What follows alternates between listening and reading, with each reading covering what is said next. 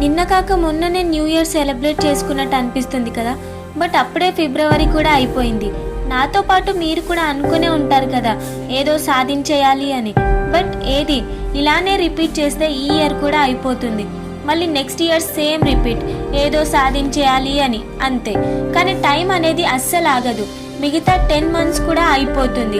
Success అంటే ఊరికేనే రాదు. Little bit of efforts daily పెడుతూనే ఉండాలి. లైక్ ఇటుక పేరిస్తేనే ఒక ఇల్లు అయినట్టు రోజు కూడా నీ డ్రీమ్స్ కోసం ఎఫర్ట్స్ పెడితేనే ఎండ్ ఆఫ్ ది డే వచ్చే ప్రోడక్టే సక్సెస్. సక్సెస్కి మెయిన్గా కావాల్సింది కన్సిస్టెన్సీ అండ్ పేషెన్స్. ఈ 2 స్కిల్స్ని డెవలప్ చేసుకోండి.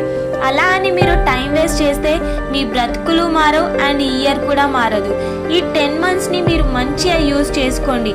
చేసుకుంటున్నాం అంతే.